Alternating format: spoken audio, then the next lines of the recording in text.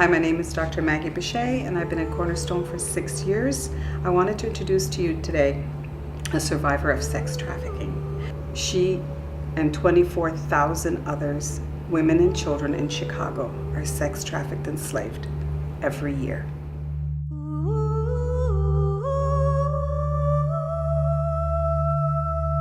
At the age of 3, Sonya was adopted. Unfortunately, the home that she thought was the safest place was not. She was verbally, emotionally, physically, and sexually abused. She took until the age of 10, where she started to run away over and over again. When she told her adopted mom what happened with her adoptive dad, her adopted mom became very angry and threw her out of the house at age 10. Sonya was out on the streets, making herself the perfect prey.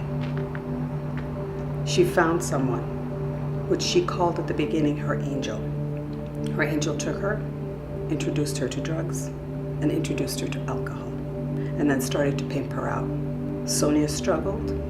Every person that she met wanted something from her. With the love of God and the grace, she was taken to Ann's house. It's a safe house for girls who are sex trafficked, taken out of that life and given a second chance. This is where she and I were introduced, and this is where her therapy begins. Sonya was at first very resistant and didn't trust me, but allowing her to use the word no when she didn't want to do something was very unique and new for her. Sonya would say her word no and then wait for my reaction, waiting for a consequence. And when it didn't come, her voice got louder. She realized that in session, she was looked at as a person, as a young adult, as a human being. She is able to use her voice more and more, louder and louder. She was ready to tell her story, and she did it through art. Words were far too difficult for her to use. She wasn't able to express them in any way. It was becoming more and more frustrated. So we used art, where she began to draw. And like all victims, they draw themselves as small, powerless, insignificant. As she started to put those thoughts and those images on paper, her image began to grow, and she became louder and bigger. And in the end, her final words to me were, "Be bold." Working with her was not easy, and it took a long time, but she needed to feel safe, she needed to feel comfortable, she needed to feel that she is able to trust again. And that was very visible when, for the first time, she mentioned the abuse and the fact that she was sex trafficked. Without therapy, a lot of these girls think it's a normal lifestyle. A lot of these girls think what happened to them happens to all the kids. What's unique about her story is that she got therapy. Many girls do not.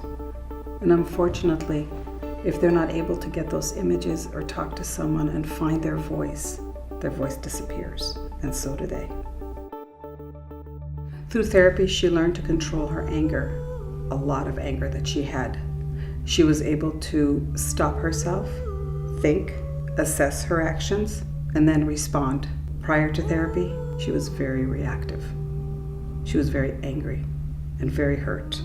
Her flashbacks continue to come, but they don't take over her whole life. She knows what to do. She knows how to do it. And she goes to her toolbox all the time and is able to deal with the anger and the frustration, the hurt, the betrayal, the lack of trust.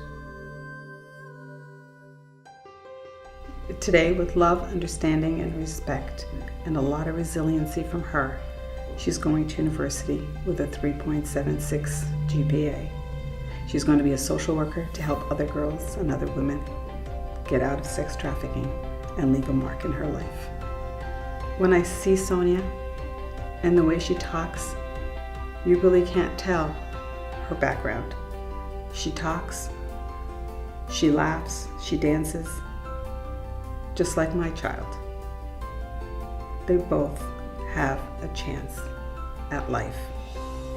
Sonya is gonna go far. She has hopes and dreams and will never allow anyone to silence her voice again.